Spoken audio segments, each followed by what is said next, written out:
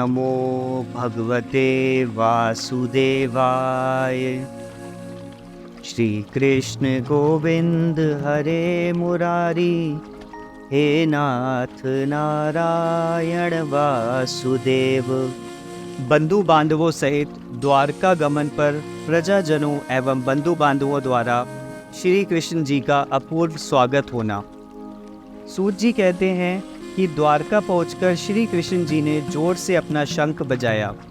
उससे द्वारकावासी समझ गए कि श्री कृष्ण जी आ गए।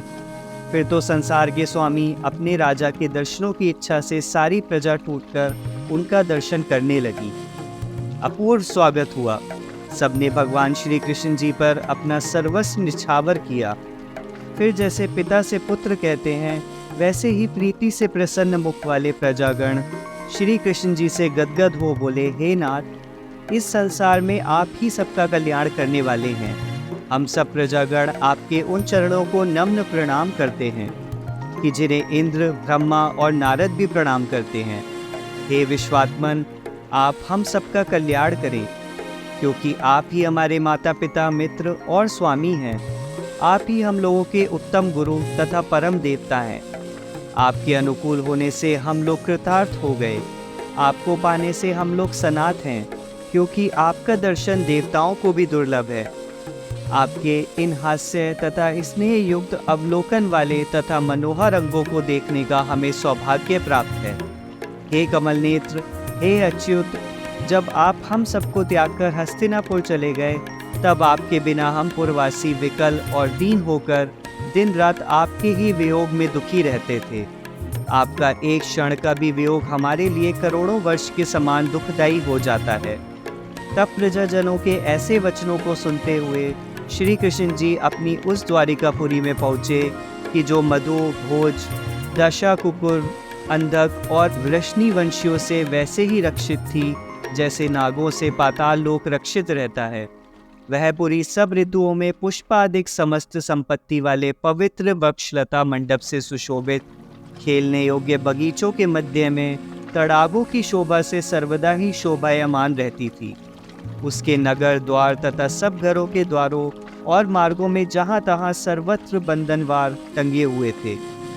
वह पुरी सर्वदा ध्वजा और पताकाओं से अलंकृत रहती थी कि जिससे राजमार्ग, अन्य मार्ग और बाजारों के मार्ग तथा चौतरे आदि सब झाड़े बुहारे निर्मल और सुगंधित जल से सींचे रहते थे। उसमें फल, पुष्प, अक्षत और अंकुर जमे हुए थे। मंदिरों के प्रत्येक द्वार पर दही, अक्षत, फल और अन्नों से भूषित तथा मरेघट, बलि, धूप और दीप से शोभित रहते थे।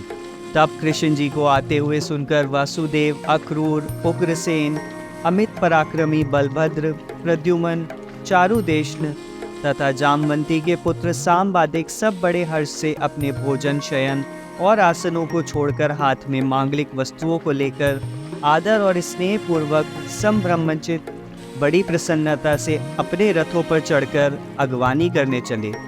वस्त्र आभूषणों से सुसज्जित सैकड़ों वेश्याएं प्रसन्न मुख परम शोभित हो रथों पर चढ़कर श्री कृष्ण जी का दर्शन करने के लिए उनके आगे चली गई। नट नर्तकियों की भीड़ लग गई। सूत, मागध, बंदीजन श्री कृष्ण जी के अद्भुत चरित्रों का यशोगान करने लगे। तब श्री कृष्ण जी ने वहां आए हुए पुरवासियों तथा समस्त बंधु बांधवों से भेंट कर सबका सम्मान किया। सबने सर झुकाकर श्री कृष्ण जी को प्रणाम किया। इस प्रकार गुरु ब्राह्मणों से आशीर्वाद ग्रहण करते हुए श्री कृष्ण जी द्वारकापुरी में प्रविष्ट हुए। जब वे राजमार्ग में पहुँचे, तब उन्हें देखने के लिए उनके आगमन से परम सुख मानने वाली कुलीन स्त्रियां अपने महलों के ऊंचे भाग में चढ़ गईं। श्री कृष्ण जी के दर्शनों से किसी के नेत्र तृप्त नहीं होते थे।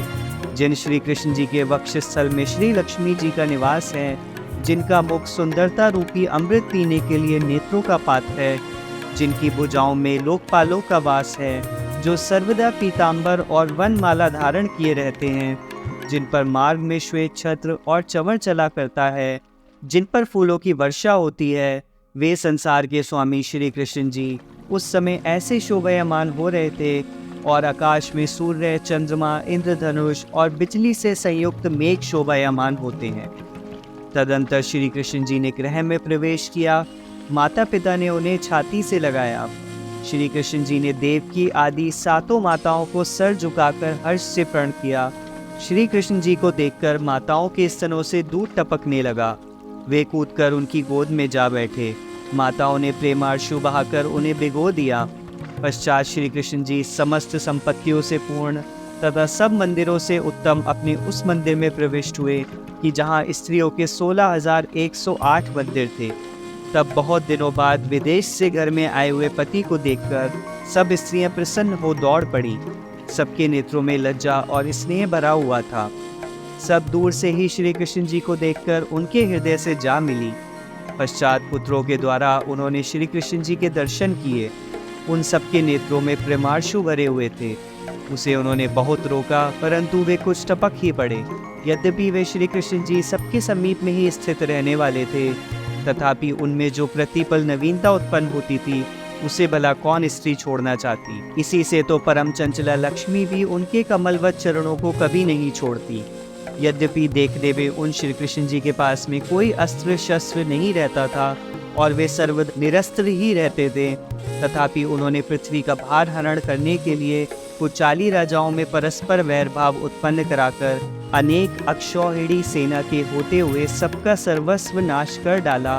और जब इस प्रकार भूभार हरण वाला कार्य उन्होंने पूरा कर लिया, तभी वे शांत हुए। इसी प्रकार वे श्री कृष्ण जी भगवान संसार में अपनी माया से अवतार लेकर साधारण मनुष्यों के समान स्त्रियों के मध्य में रहकर भी संसार का पालन पोषण और संहार करते रहते हैं। वे सब में रमण करने वाले हैं। उन्होंने सबको मोहित कर लिया, परंतु स्वयं वे किसी के हाथ न लगे।